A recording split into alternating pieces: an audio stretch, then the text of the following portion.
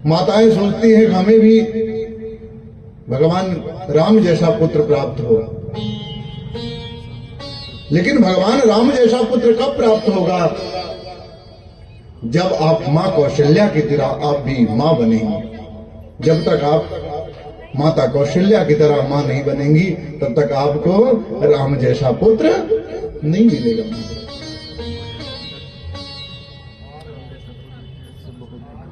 क्योंकि मां कौशल्या की उदारता और भरत जैसे भाई की उदारता, लक्ष्मण जैसे भाई की उदारता, जिनका वर्णन करना भी संभव नहीं हो पाता महाराज।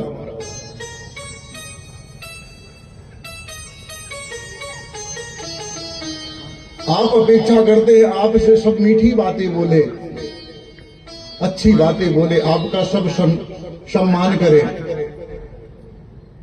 तो सम्मान तभी आदमी करेगा, कोई व्यक्ति आपका सम्मान तभी करेगा जब आप एक दूसरे का सम्मान करोगे। यह वस्त्र भी है महाराज, जिस वस्त्र को हम धारण करते हैं, अगर इस वस्त्र की इज्जत हम नहीं करेंगे तो हमारी इज्जत नहीं कराएगा। इसको धुलते हैं, धुल करके प्रेस करते हैं, प्रेस करने के बाद धारण करते हैं, तो ये हमारी इज्जत बनाता है, क्योंकि हम इसकी इज्जत करते हैं। इसी प्रकार मनुष्य एक दूसरे की इज्जत करना सीख जाएगा, सब एक दूसरे की इज्जत करना प्रारंभ कर देंगे। और कारण क्या है महाराज? आज के समय में लोग दूसरे की बुराइयों को ज्यादा देखते हैं, अपनी बुराइयां नहीं देखते। चाहे वह भाई हो, चाहे वह मित्र हो, चाहे वह पिता हो, चाहे वह माता का पुत्र हो या मां हो, सबके अंदर दूसरों की बुराइयां दिखती है, स्वयं की बुराइयां नहीं दिखती। जरा विचार करिए, क्या आपका चेहरा आपको दिखाई देता है? नहीं दिखाई देता महाराज। जब तक हम आईने के सामने नहीं जाते हैं तब तक दिखाई नहीं देता है,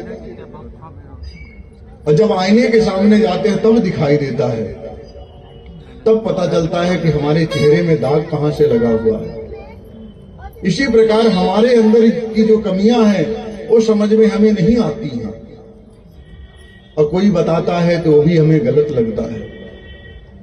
कहते हैं बुरा को खोजन में चला, बुरा न मिलिहा कोई, जो दिल खोजे आपने मुझसे बुरा न कोई।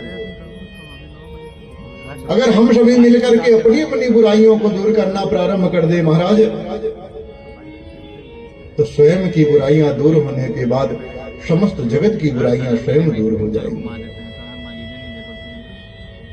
कहते ना, अपना अपना करो सुधार, तभी मिटेगा भ्रष्टाचार। यह कथा यही हमें सुनाती है, समझाती है, और यही श्रवण कराती है कि हमें किस मार्ग पे चलना चाहिए, हमें सत्य वचन बोलना चाहिए, और हमें मर्यादा में रहना चाहिए।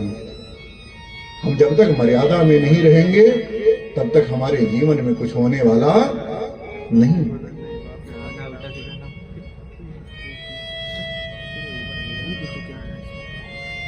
महर्षि वाल्मीकि जी कहते हैं, श्री राम शरणम समस्त जगताम।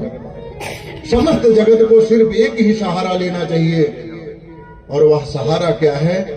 भगवान का नाम है। नाव रूपी नौका में सवार होकर के अपने आप को इस पार से उस पार ले जा सकते हैं। अगर नाम रूपी नौका आपके पास नहीं है तो उस पार आप नहीं जा सकते। तो भगवान का नाम रूपी नौका आप धारण करें, और धारण करने के बाद भगवान आपको स्वयं उस पार उतारेंगे। लेकिन जब तक आप धारण नहीं करेंगे महाराज, तब तक आप पार उतरने वाले नहीं। कल आप लोगों ने श्रवण किया कि महर्षि वाल्मीकि जी ने यह जो सुंदर महाकाव्य रामायण महाकाव्य उन्होंने रचना किया, तो उन्होंने पात्र को देखना प्रारंभ कर दिया कि इसको किसको दें, और ऐसे व्यक्ति को देना चाहिए कि जो उस कथा को ले जाकर के सबके सामने यथावत परोसे। यथावत महाराज क्या तात्पर्य है? जिस प्रकार कथा है उसी प्रकार ले जाकर के सुसज्जित करके परोसना। ऐसा नहीं कि उसमें नमक मिर्च मसाला लगा करके एक दूसरे के प्रति भाव ना प्रकट करके, स्पष्ट ना बोल करके, एक दूसरे का भाव निहार करके बोलना प्रारंभ करेगा महाराज, तो ऐसे पात्र नहीं चाहिए। जैसी कथा है यथावत रूप में वही कथा परोसनी चाहिए। और जब महर्षि वाल्मीकि जी ने देखा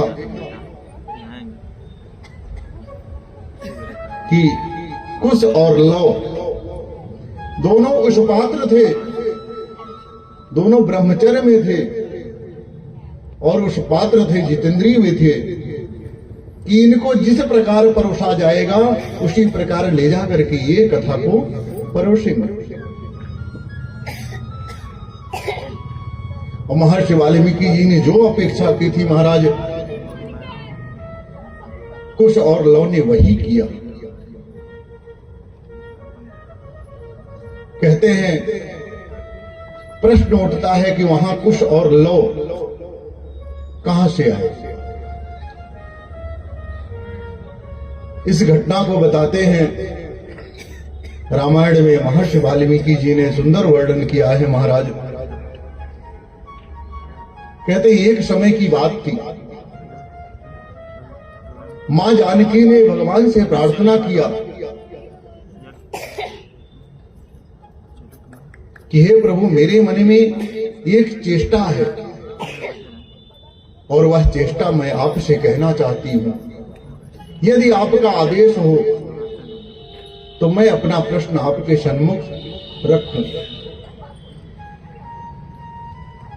भगवान ने कहा, हे देवी, आप अपने प्रश्न को शीघ्र अतिशीघ्र प्रकट कर सकती हैं, इसमें कोई संशय नहीं। कही, हे प्रभु, हमने जीवन का निर्वाह करते हुए आपके साथ जीवन निर्वाह तो बहुत अच्छा चल रहा है, लेकिन मेरे मन में विचार हो रहा है कि मैं कुछ दिन संतों के आश्रम में सत्संग करके, संतों का संग करके जीवन व्यतीत करना चाहती हूं। यह प्रश्न किसका था महाराज? मां जानकी का था। भगवान राम ने कहा कि हे देवी, अगर आप ऐसा चाहती हो तो मैं अवश्य इस लीला का भी प्रादुर्भाव अवश्य करूंगा। और भगवान विलंब नहीं किए, तुरंत उसी दिन प्रातः काल में लक्ष्मण जी को आदेश दे दिए। आदेश क्या दिए महाराज? कि ले जाकर के सीता को महर्षि वाल्मीकि के आश्रम के समीप पहुंचा कर चले आओ। शब्द पर ध्यान दीजिएगा महाराज, क्या कह रहे हैं? पहुंचा कर चले आओ। ये नहीं कहे हैं कि छोड़ के चले आओ। और महर्षि वाल्मीकि पिता स्वरूप है। ऋषियों ने अपना भाव दिया महाराज कि मानिए इस प्रकार मां जानकी को भगवान लक्ष्मण के साथ उनके पिता के पास विदा कर रहे हैं और लक्ष्मण से कह रहे हैं, हे लक्ष्मण, जा करके जानकी को महर्षि वाल्मीकि के आश्रम पे पहुंचा कर आना। महाराज बहुत अर्थ निकालते हैं लोग कि लक्ष्मण जी ले जाकर के छोड़ के चले आए, लक्ष्मण जी ले जाकर के उतार के चले आए। महाराज ऐसा वर्णन कहीं नहीं आया है। लक्ष्मण जी ले गए हैं और ले जाकर के पहुंचा के आए हैं, वो भी मां जानकी के निवेदन करने के पश्चात भगवान उनको अपने पास से वहां भेजा था। इसका वर्णन महर्षि वाल्मीकि स्वयं करते हैं। और जब वहां गई, जाने के बाद महर्षि वाल्मीकि के आश्रम में रहना प्रारंभ कर दिया। एक दिन क्या हुआ कि मां जानकी के 2 पुत्र रत्न की प्राप्ति हुई, कुश और लव। उसी समय भगवान राम शत्रुघ्न जी को मथुरा नरेश बनाए थे। पहले महाराज क्या होता था, समस्त राज्यों की राजधानी अयोध्या होती थी। श्री धाम अयोध्या से ही समस्त राजाओं का निर्माण होता था, राजाओं की पदवी मिलती थी। और वहीं पर भगवान श्री रामचंद्र जी ने क्या किया कि शत्रुघ्न जी का राजा घोषित कर दिया कि आप मथुरा नरेश बनोगे और मथुरा के राजा बन जाओ और वहां जाकर राज्य करोगे। महाराज राज्य क्यों करने के लिए भेजे? वहां एक लवणासुर नामक राक्षस था, दैत्य था, जिसका वध करने के लिए शत्रुघ्न जी को वहां जाना था। उसी मार्ग से जा रहे थे और जाने के बाद महाराज महर्षि वाल्मीकि के आश्रम में पहुंचे। पहुंचने के बाद उन्होंने क्या किया, दोनों पुत्रों का दर्शन किया और उसी समय उनका नामकरण हुआ। और नामकरण के समय महाराज बताते हैं शत्रुघ्न जी वहां पर विद्यमान थे। कहते हैं परिवार का कोई सदस्य हो तो नामकरण करने में कोई दुविधा नहीं। तो परिवार के सदस्य के रूप में श्री महाराज शत्रुघ्न जी वहां पर विराजमान थे। और वहीं पर उसके बाद महर्षि वाल्मीकि के आश्रम में रह करके कुश और लव विद्या का अध्ययन करना, धनुर्विद्या का अध्ययन करना, समस्त विद्याओं का अध्ययन करना वहीं से प्रारंभ कर दिया। और महर्षि वाल्मीकि जी ने समस्त विद्याओं का अध्ययन करना उनको प्रारंभ कर दिया। और जब महर्षि वाल्मीकि जी के द्वारा यह कथा उनको प्रसाद के रूप में प्रदत्त कराई गई, उसके बाद ये लोग जब गान करना प्रारंभ किए, महाराज भगवान श्री रामचंद्र जी के दरबार में यह कथा सुना रहे हैं। और सब तीनों माताएं, सभी गुरु, सभी ऋषि मुनि और समस्त, यहां तक वर्णन करते हैं कि समस्त लोग बैठ करके इस कथा का श्रवण कर रहे हैं। श्रवण करते करते महाराज एक आसन व्यासपीठ के लिए लगा था और एक आसन भगवान के लिए लगा था। जिस आसन पर भगवान बैठे थे, कथा सुनते सुनते इतने मंत्रमुग्ध हो गए, इतने मुग्ध होकर के, और मन में उत्कंठा होने लगी। और उत्कंठा होने के बाद जाकर के उस व्यासपीठ के समीप जाकर महाराज बैठे। इससे यहां हमें सीख मिलती है कि अगर कुछ पाना है, अगर कथा का श्रवण करना है, तो हमारा आसन कहां होना चाहिए? जमीन पर होना चाहिए महाराज। अगर हमें कुछ पाना है तो जमीन पर आसन, अगर हम बैठने के सामर्थ्यवान हैं, अगर ठाकुर जी ने हमें अच्छे पैर और बैठने के लिए सामर्थ्यता बनाई है, तो हमें जमीन पर बैठ करके भगवान की कथा का श्रवण करना चाहिए।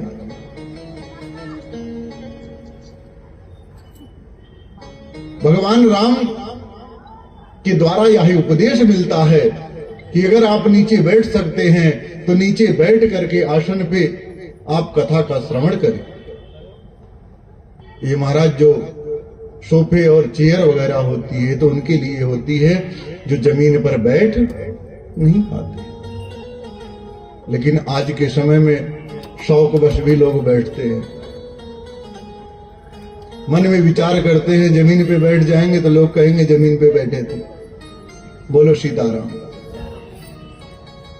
लेकिन भगवान राम जी के द्वारा यह उपदेश मिल रहा है कि अगर कथा श्रवण करनी है और कथा श्रवण करके आपके जीवन में वह कथा आए, आपका जीवन धन्य हो, तो आपको जमीन पर ही बैठकर कथा श्रवण करनी चाहिए। हमारा चेयर और सोफे तो उनके लिए होते हैं जो बैठने में सामर्थ्यवान नहीं है। अगर हम सामर्थ्यवान हैं तो उस चेयर पे बैठने के अधिकारी नहीं होते। आप लोग ऐसा मत समझिएगा कि मैं आप लोगों को ये बातें कह रहा हूं। यह तो जी जिनको विदेह कहा जाता है, उन्होंने सबसे प्रश्न किया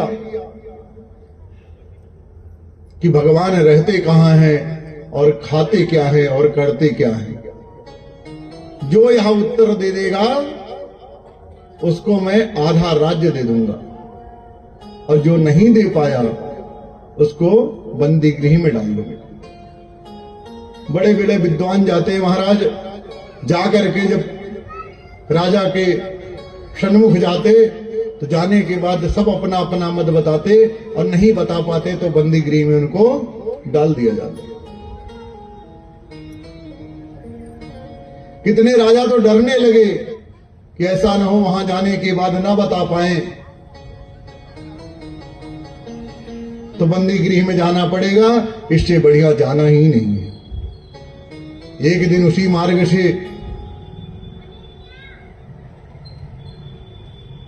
अष्टावक्र जी महाराज जा रहे थे। लोगों से उन्होंने पूछा कि क्या बात है, सब लोग इतना चिंतन क्यों कर रहे हो, चिंता में क्यों डूबे हुए हो। सबने बताया कि हे प्रभु, राजा जनक जी ने ऐसा प्रश्न किया है कि भगवान रहते कहां हैं और खाते क्या हैं और करते क्या हैं। अष्टावक्र जी महाराज पहुंचे और दरबार के सम्मुख पहुंच करके द्वारपाल से कहा कि जाकर के अपने महाराज को बता दो कि अष्टावक्र इस द्वार पे आकर के खड़े। द्वारपाल जाकर के बताए, कहे महाराज द्वार के समीप कोई अष्टावक्र महाराज आए हुए हैं। और जब जनक जी को पता चला तो जाकर के ससम्मान उनको ले आदर सहित ले आए। और ले आने के बाद महाराज स्वयं सिंहासन पर बैठ करके यही प्रश्न करने लगे कि जरा बताइए भगवान रहते कहां हैं, करते क्या हैं और खाते क्या हैं। अष्टावक्र जी महाराज ने कहा कि हे मूर्ख राजा, अगर कुछ जानने की चेष्टा है, अगर सच में तुझे जानने की चेष्टा है तो उस सिंहासन से उतरकर इस जमीन पे बैठ, फिर तुम्हें पता चलेगा कि भगवान रहते कहां हैं, खाते क्या है, करते क्या है। महाराज जनक तुरंत उतर करके नीचे आसन लगा करके बैठ गए। अष्टावक्र जी महाराज जाकर के उनके सिंहासन पर विराजमान हो गए।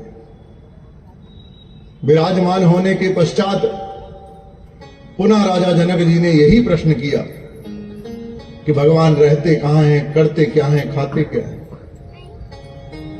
अष्टावक्र जी महाराज ने उत्तर दिया कि हे मूर्ख राजा, तुम्हें अभी भी नहीं पता चला कि भगवान रहते कहां हैं, खाते क्या हैं, करते क्या हैं। अभी तू इस आसन पे बैठा था जिस आसन पर मैं विराजमान हूं,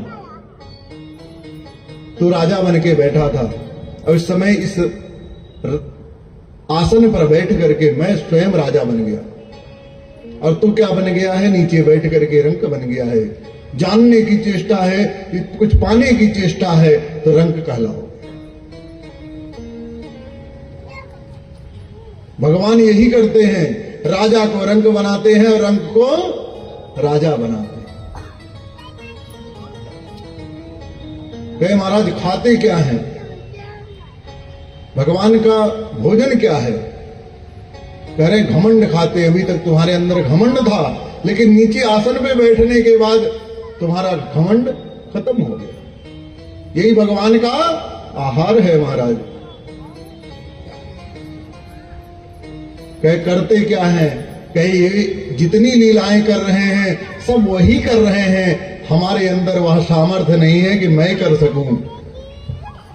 यह जो लीलाएं कर रहे हैं वही कर रहे हैं, दूसरा कोई नहीं कर रहा। महाराज जनक के समझ में आ गई और तुरंत जाकर के चरण में अपना मस्तक रख करके दंडवत प्रणाम करके कहा कि हे प्रभु, आज से आप ही हमारे गुरु हैं। और महाराज जनक के गुरु प्रभु अष्टावक्र जी महाराज बने। कहने का तात्पर्य, अगर आप अपने आप को भगवान की शरण में लगा रहे हो और कुछ पाना चाहते हो तो भगवान की शरणागति होना आवश्यक है। अपन अपने जीवन का उद्धार करना चाहते हो तो शरणागति करना आवश्यक है। यही उपदेश प्रभु श्री रामचंद्र जी दे रहे हैं कि आसन पे बैठ करके तो राजा बना जा सकता है, आसन पे ऊंचे आसन पे बैठ करके उपदेश दिया जा सकता है, लेकिन अगर कुछ पाना है तो नीचे बैठना ही पड़ेगा। अगर नहीं आप बैठते हैं, आपके मन में यह होता है कि हम तो ऊंचे आसन पे बैठ करके ही कथा श्रवण करेंगे, तो महाराज आपको कुछ मिलने वाला नहीं है। इस अंधकार में मत रहिएगा कि नीचे बैठ जाए, ऊपर बैठ जाए। कथा तो सब जगह श्रवण करने को मिलेगी, महाराज मिलेगी, लेकिन जो नीचे बैठने वालों को मिलेगी वो आपको नहीं मिलेगी। गंगा जी का स्नान करने सब लोग जाते हैं, क्या सबको मोक्ष की प्राप्ति हो जाती है? इस बार महाकुंभ में सबने स्नान किया, क्या सबको स्वर्ग मिलेगा?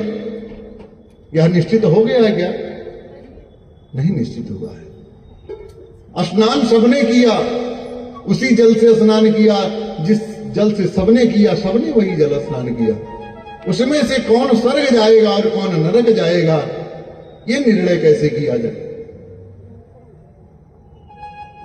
कारण जल वही है, मन वही है, शरीर वही है, सब कुछ वही है, तो हमें स्वर्ग क्यों नहीं मिलेगा? मन में प्रश्न होता है कि नहीं होता?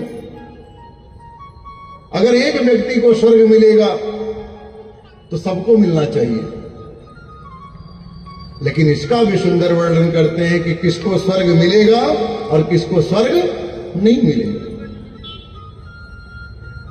कारण मंदिर जाना, भगवान की पूजन करना, भगवान का नाम जप करना और गंगा स्नान करने से अगर सबको स्वर्ग ही मिल जाए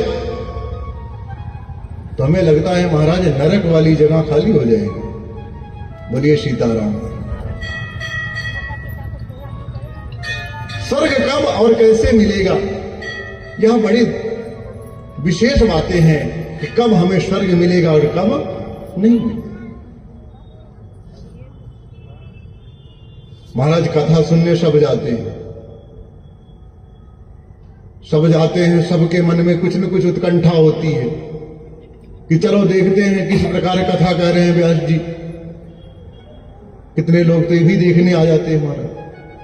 कितने लोगों के मन में ये होता है चलो देखते हैं कितनी भीड़ जुटी हुई है,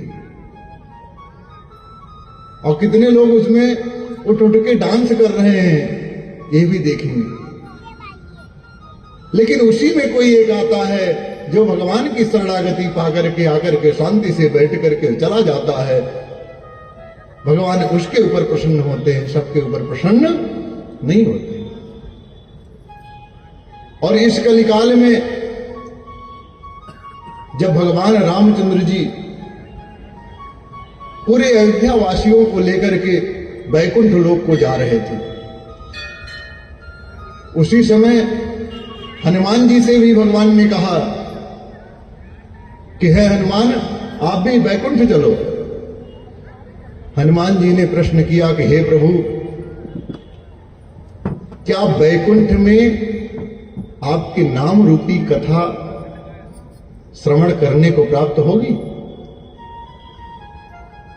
भगवान ने कहा नहीं, यह संभव तो वैकुंठ में नहीं है, ये तो इसी काल में ही संभव है कि भगवान हमारी सुंदर कथा यहीं पर मिलेगी।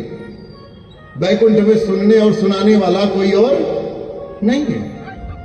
हनुमान जी ने मना कर दिया, महाराज कि अगर आपके नामों का गुणगान अगर वहां पर नहीं होगा तो ऐसे वैकुंठ में जाने की आवश्यकता हमें नहीं है। जो आज समस्त जगत में पूजे जा रहे हैं, पूज्यमान हैं, हनुमान जी महाराज ने भगवान से मना कर दिया कि हे प्रभु, अगर आपके नाम का गुणगान वहां पर नहीं होता है तो ऐसे स्थान पर हमें जाने की कोई आवश्यकता नहीं। तो भगवान ने कहा, ये बताओ कि अगर हम साक्षात विराजमान हैं तो हमारी कथा का गुणगान के लिए इतने लालायित क्यों हो रहे हो? कि महाराज, अगर आपकी कथा श्रवण करने को हमें मिलेगी तो आपका साक्षात दर्शन करने को हमें मिलता रहेगा, और वहां दर्शन ही मिलेगा, आपके नाम रूपी गुणगान हमें नहीं प्राप्त होगा। और उसके बाद महाराज सब चले गए, लेकिन हनुमान जी यहीं पर रह गए। कलियुग के महाराज साक्षात देवता हैं हनुमान जी महाराज। माता जानकी के द्वारा इनको आशीर्वाद प्राप्त है, अजर अमर। माता जी ने कहा कि अजर रहोगे और अमर रहोगे। कहते हैं महाराज, एक चीज ये बताइए कि हनुमान जी महाराज भगवान की कथा के इतने रसिक हैं, तो क्या हर कथा में जाते हैं? तो कहते हैं हाँ, हर कथा में जाते हैं, और सबसे पहले जाते हैं और सबसे लास्ट में उठ करके वहां से आते हैं। कहते हैं महाराज, एक चीज और बता दीजिए, कहां बैठते हैं? दिखते तो है नहीं। हनुमान जी बैठते हैं तो दिखना चाहिए, दिखते नहीं है। कहते हैं जो व्यक्ति सबसे पहले आता है कथा श्रवण करने और सबसे लास्ट में जाता है, उसी के अंतःकरण में आकर के हनुमान जी महाराज प्रविष्ट हो जाते हैं। उसी के अंतःकरण में बैठ करके भगवान की सुंदर कथा श्रवण करते हैं, और जब वह व्यक्ति जाता है तो उसी के साथ हनुमान जी उठकर चले जाते हैं। प्रेम से बोलिए हनुमान जी महाराज की जय। आप लोग समझ गए होंगे कि हनुमान जी किसके अंतःकरण में बैठते हैं? जो सबसे पहले आता है और सबसे लास्ट में कथा में उठकर जाता है, आरती ग्रहण करने के बाद जाता है, उसी के अंदर भगवान प्रविष्ट होकर के उसके अंतःकरण में विराजमान होकर के कथा श्रवण करते हैं, और उसके पश्चात जब उठ करके वो जाता है तो उसी के साथ चल देते हैं।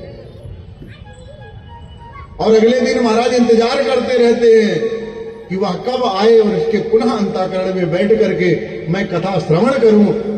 उसका इंतजार हनुमान जी करते रहते हैं।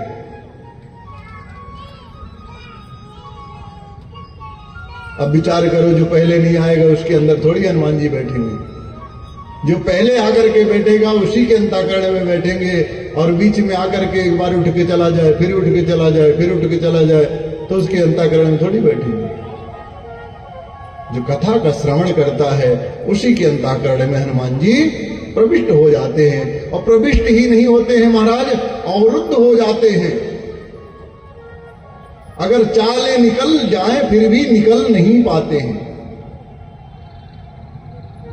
जो प्रेम पूर्वक भगवान की कथा को श्रवण करता है उसके अंतःकरण में प्रविष्ट होने के बाद हनुमान जी महाराज चाह कर भी नहीं निकल पाते।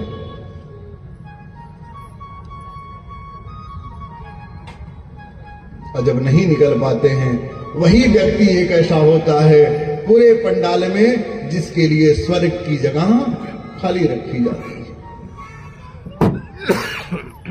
क्योंकि वह सबसे पहले आकर के और पूरी कथा का अनुसरण किया है और अपने जीवन में पूरी कथा उतार रहा है। उसी के अंतःकरण में भगवान हनुमान जी बैठते हैं और उसी को स्वर्ग प्राप्त होता है।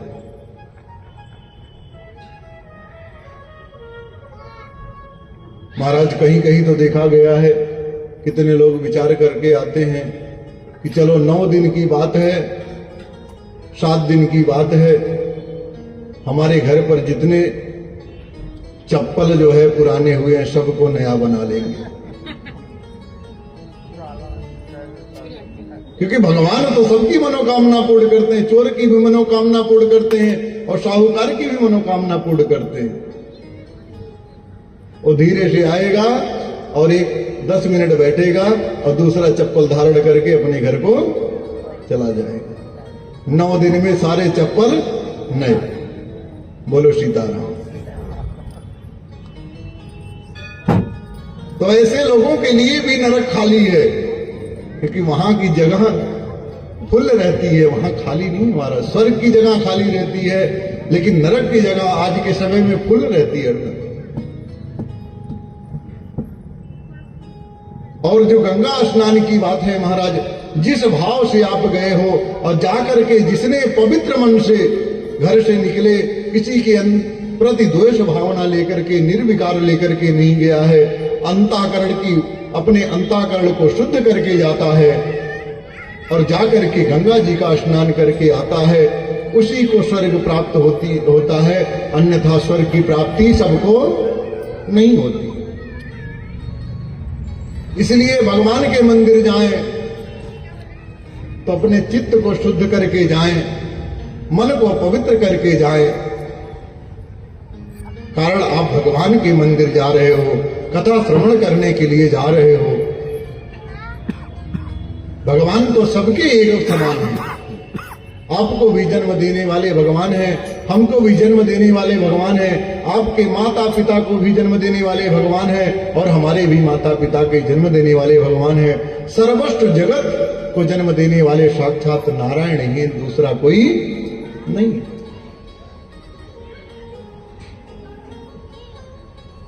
इसलिए अपने अंतःकरण को पवित्र करके ही मंदिर, देवालय, कथा श्रवण करना हो, गंगा स्नान करना हो तो पवित्र करके जाएं और नेत्र खुले हुए भी आपके नेत्र बंद रहे।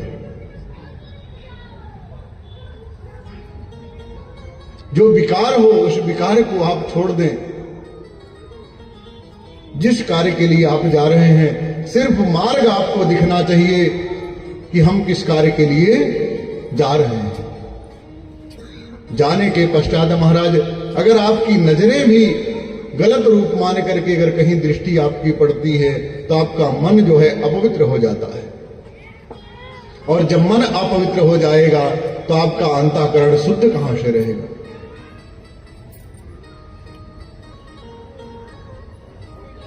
इसमें महाराज श्रोता का वर्णन देते हैं कि सुनने वाले को कैसे रहना चाहिए और कैसे उसको अपने आप को रखना चाहिए।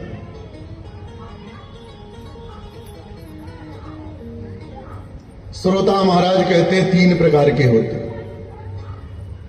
वैसे तो संतों ने कई प्रकार के श्रोता बताए हैं, लेकिन हम लोग 3 प्रकार के श्रोता समझ लेते हैं। 3 पशु होते हैं, गाय, भैंस और बकरी। यही 3 प्रकार के श्रोता भी होते हैं हमारे।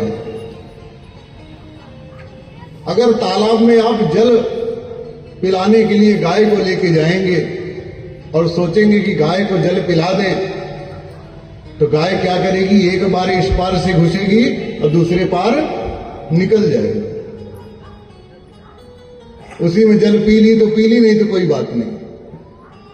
तो ऐसे एक श्रोता होते हैं कि आकर के इस पार से उस पार 4 चक्कर मारे, मार करके निकल गए और जल में पूरा हलचल मचा दी।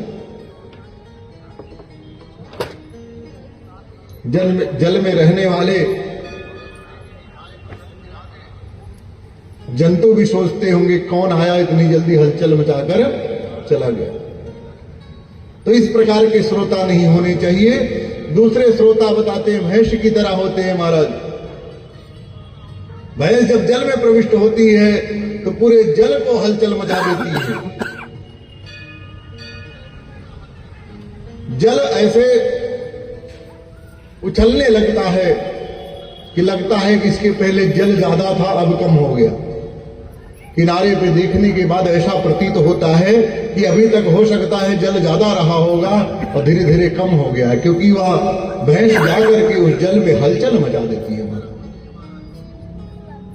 तो ऐसे श्रोता होते हैं, आकर के बैठ गए और बैठने के बाद अगल बगल के लोगों को हिला के रख देते हैं, क्योंकि उनको जगह कम पड़ती रहती है। कहते हैं महाराज ये बकरी वाले श्रोता कौन होते हैं? कहे बकरी वाले श्रोता वह होते हैं, बकरी को कभी जल पीते आपने देखा हो तो जाकर के अपने दोनों पैरों को मोड़ करके पहले बैठेगी और बैठने के बाद धीरे से उस जल का ग्रहण करेगी और ग्रहण करने के बाद धीरे से वहीं से पुनः वापस चली आएगी।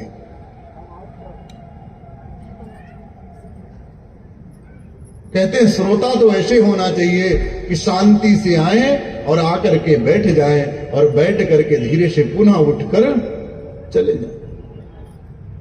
जैसे वह बकरी के जल पीने से जल में हलचल नहीं होती है, उसी प्रकार श्रोता को चाहिए कि आने के पश्चात शांति से बैठे और कथा श्रवण करे।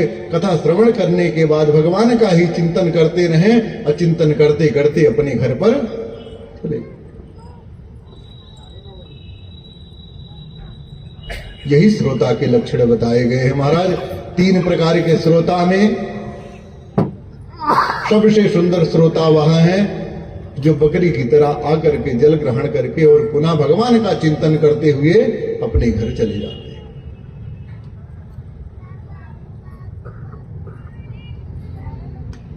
और जब कथा श्रवण कर रहे थे सभी मिलकर के, महाराज कथा श्रवण करते करते ऐसे असम्मत मंत्र मुग्ध हो गए।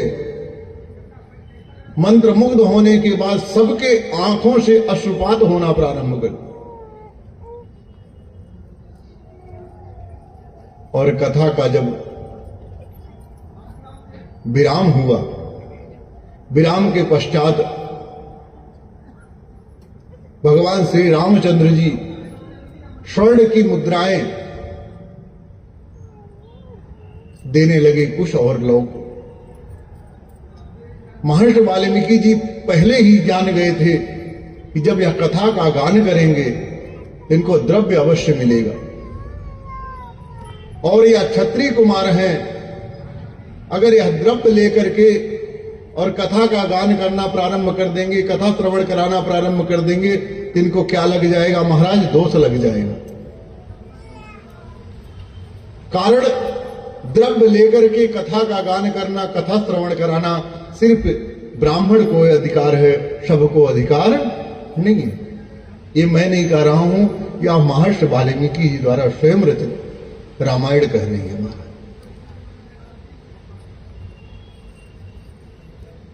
और जब भगवान स्वर्ण मुद्रा देने लगे तो कुश और लव मना कर दिए,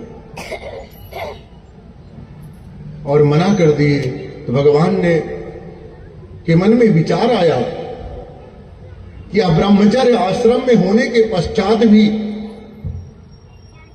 क्या कारण है, या कौन सा कारण है जिसके कारण ये लोग द्रव्य नहीं ले रहे। और उसी समय महर्षि वाल्मीकि जी मां जानकी को लेकर के उसी स्थल पे पहुंच जाते हैं जिस स्थल पे कथा चल रही थी। अब सबको महाराज यह पता चल गया कि कोई और नहीं है, ये महाराज रामचंद्र जी के दोनों पुत्र हैं।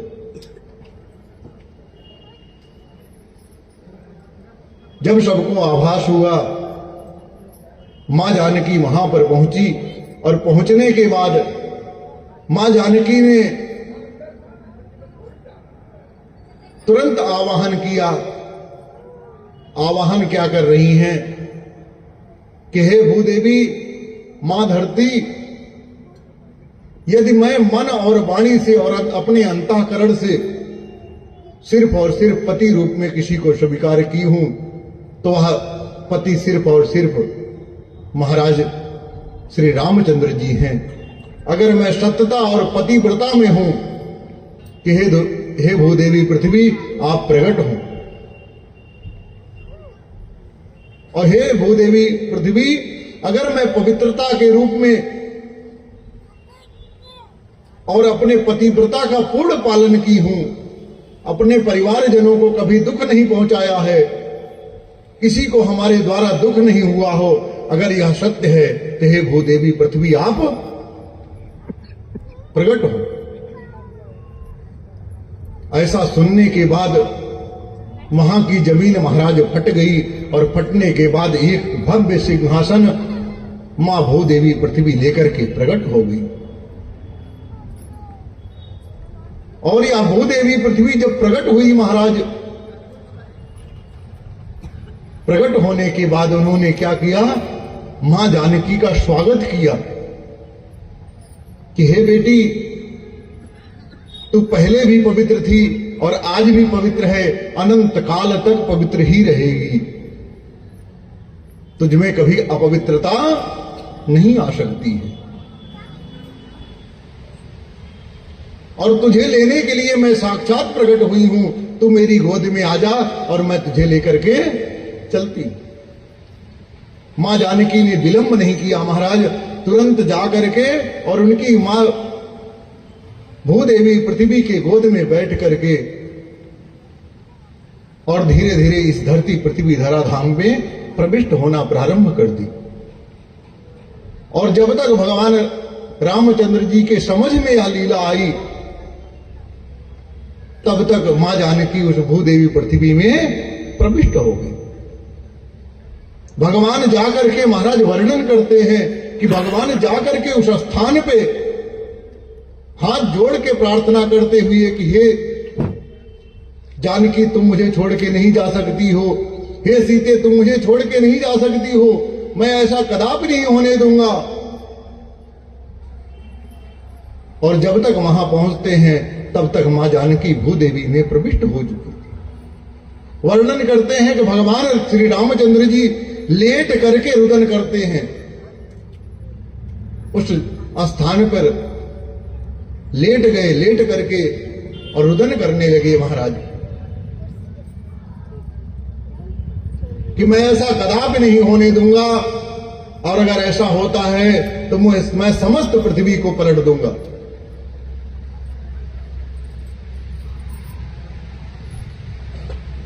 महाराज लेकिन कहते हैं जब समय निकल जाने के बाद कुछ होने वाला नहीं होता है।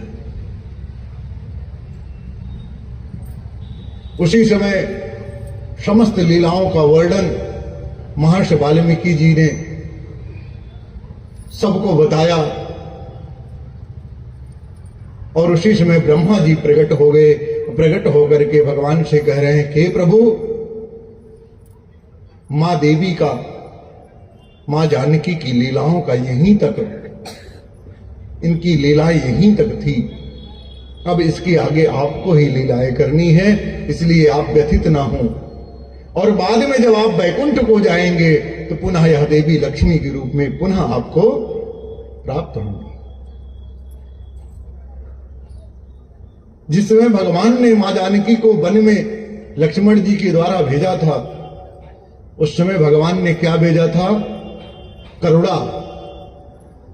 वह करुणा कौन है? साक्षात मां जानकी है।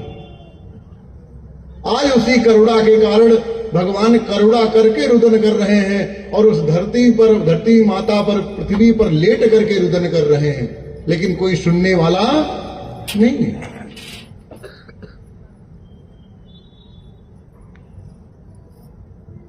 उसके पश्चात महाराज महर्षि वाल्मीकि ने सारी कथा भगवान को अवगत कराई और यह उपदेश दिया कि यह जो दो कुमार आप देख रहे हैं ये कोई और नहीं है, आपके ही पुत्र हैं। और भगवान ने क्या किया, उन दोनों कुमारों को लेकर के अपने हृदय से लगा लिया। महाराज, यह कथा किसी और की नहीं है, ये पिता और पुत्र की कथा है। श्रीमद् भागवत महापुराण में आपने सुना है कि वेद व्यास जी महाराज जब श्रीमद् भागवत महापुराण की रचना किए, तत्पश्चात अपने शिष्यों को द्वारा भेज करके अपने पुत्र को बुलाने का प्रयास कर रहे थे। माध्यम क्या था महाराज? यही कथा थी जिसके माध्यम से सुखदेव जी महाराज दौड़ते दौड़ते चले आए। और वह सुखदेव जी महाराज ऐसे थे जो आने वाले नहीं थे, क्योंकि उनके बारे में जो वर्णन करते हैं, यम प्रव्रजंतमनुपेतम पेत कृत्यम द्वैपायनो विरह कातर आजुहावा, वह समस्त कलिकाल से मुक्त रहने वाले हैं। लेकिन यह कथा ऐसी है जिसको सुनने के बाद उनसे रहा नहीं गया, वो भी दौड़ते दौड़ते चले आए और आकर के अपने पिता के सन्मुख बैठ करके और पूरी कथा का गान श्रवण किए। और आज एक पुत्र के द्वारा भगवान श्री रामचंद्र जी ने संपूर्ण कथा का ज्ञान सुनकर के अपने जीवन को धन्य किया। वह भी एक पिता और पुत्र की कथा है, और यह भी एक पिता पुत्र के द्वारा ही कथा प्राप्त हुई। महाराज कहते हैं, जीवन में जितने संबंध हैं सब अनोखे हैं, सब अनोखे संबंध हैं महाराज। लेकिन आज का समय वहां आ गया है, लोग कुत्ते से तो प्रेम करना प्रारंभ कर देते हैं, लेकिन परिवार के जनों से प्रेम करना नहीं प्रारंभ करते। पहले लोग गौ माता को पालते थे, गौ माता की सेवा करते थे महाराज। लेकिन आज के समय में क्या हो गया कि गौ माता तो घर पर नहीं है, लेकिन कुत्ता अवश्य घर पर पाल के रख लिया।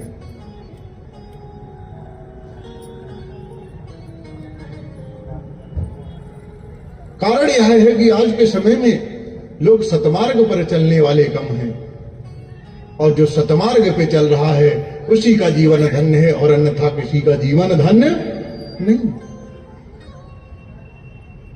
यह कथा महाराज भवसागर से पार कर देती है, और सुंदर कथा का सुनकर के जो अपने जीवन में उतार लेता है उसका जीवन धन्य हो जाता है।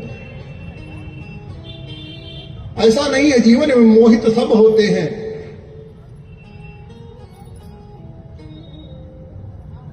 देव ऋषि भी मोहित हो जाते हैं, लेकिन मोहित होने के बाद भगवान उनको सतमार्ग अवश्य दिखाते हैं। लेकिन संत महात्मा जब मोहित होते हैं तो भगवान सतमार्ग दिखाते हैं, तो सतमार्ग पर चल लेते हैं।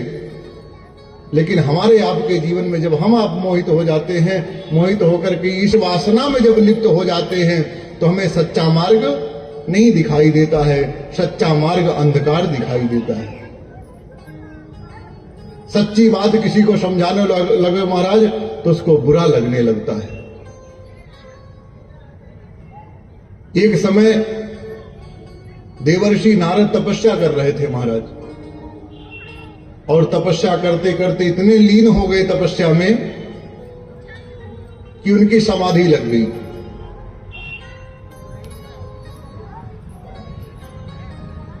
और जब समाधि लग गई, यह बात इंद्र को पता चली। गोस्वामी तुलसीदास जी सुंदर वर्णन करते हैं कि जब इंद्र को यह बात पता चली, तो इंद्र ने विचार किया कि कहीं देवर्षि नारद हमारे इस सिंहासन का हरण करने के लिए तो नहीं तपस्या कर रहे हैं।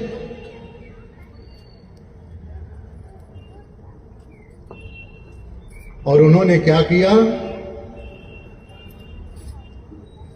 विचार करने लगे अपने मंत्रियों के साथ कि लगता है देवर्षि नारद इस सिंहासन को लेना चाहते हैं। और उन्होंने किसको बुलाया? कामदेव को बुलाया। महाराज, ये कामज्वर जो है यही कामदेव है। और कामज्वर, यह कामदेव जिसके ऊपर विजय प्राप्त कर लेता है, वह व्यक्ति अपने जीवन को नष्ट कर लेता है।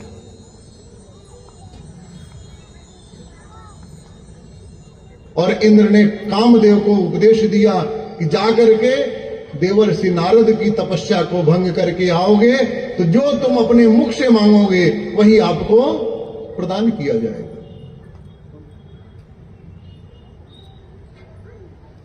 राधे श्याम रामायण में कहते हैं कि हे कामदेव, दल बल लेकर मेरे हित आज अभी जाओ, तपभंग करो मुनि नारद का, मुंह मांगा मांग यहां पाओ। ऐसे नहीं अकेले चले जाओ, पूरे दल और बल के साथ जाओ।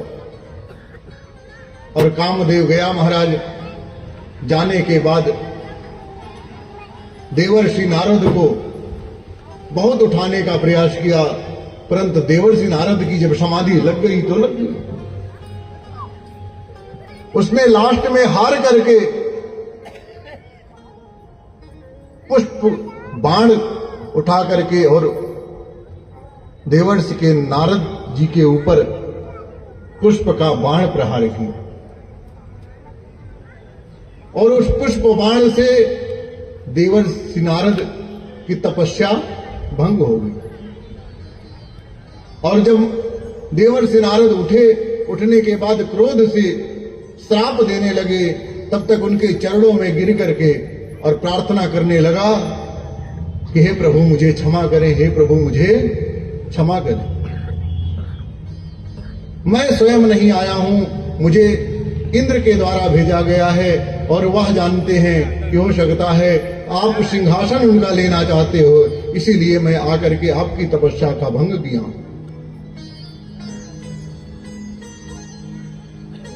अब उसके पश्चात वह तो चला गया, लेकिन देवर्षि नारद को गर्व हो गया कि मैंने जो साक्षात हरि और साक्षात हर अर्थात भगवान शंकर, ब्रह्मादि देवता भी जिस पर विजय नहीं प्राप्त कर पाए, उस पे विजय मैं प्राप्त कर ले गया। घमंड हो गया महाराज।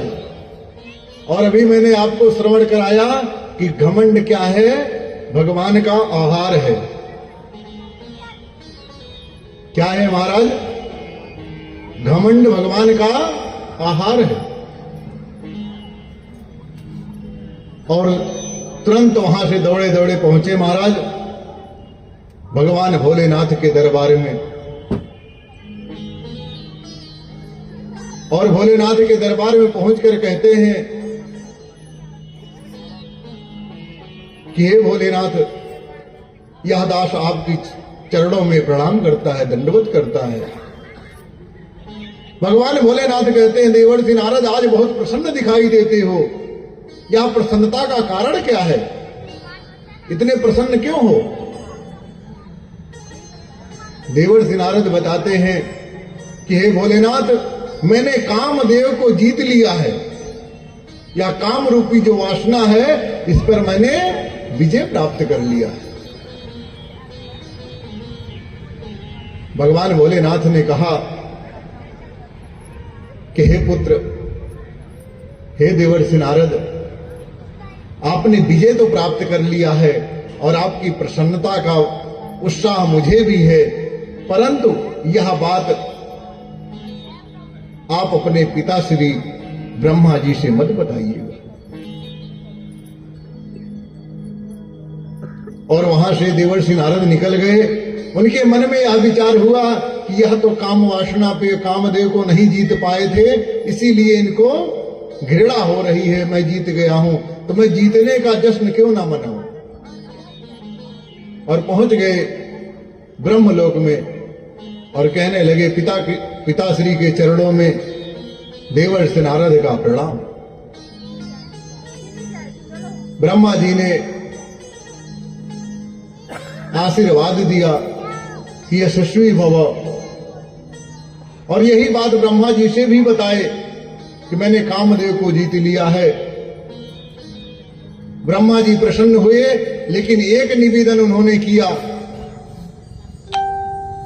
कि आपने मुझे तो बता दिया, परंतु एक निवेदन है। यह निवेदन क्या है महाराज? कहते हैं कि सबको बता दिया ठीक है, लेकिन नारायण को यह बात मत बताना।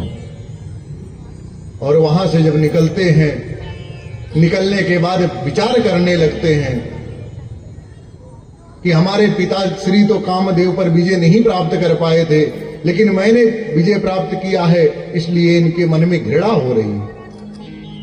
और जब पहुंच गए वैकुंठ लोक में जाकर के भगवान नारायण के चरणों में दंडवत किया। दंडवत करने के बाद अपनी गाथा सुनाने लगे कि हे प्रभु, हे गुरुदेव भगवान, आज मैंने कामदेव पर विजय प्राप्त कर लिया। भगवान समझ गए हमारा शिष्य है और इसके मन में घमंड हो गया है महाराज। अब इसका घमंड चूर करना हमारा परम धर्म बनता है।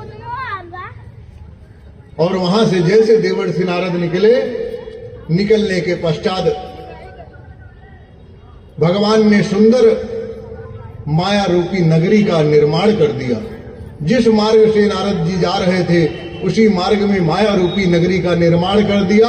और मां लक्ष्मी से बोला कि जाकर के उसी मार्ग में कन्या रूप में आप जन्म लो और इस माया का पूर्ण रूप से आप, जो घमंड नारद जी को हुआ है, इस घमंड को दूर करो। तुरंत आदेश पाकर मां लक्ष्मी माया रूपी नगरी का निर्माण करती हैं। जिस मार्ग से देवर्षि नारद जा रहे थे, उसी नगरी में जाकर के उसी रास्ते में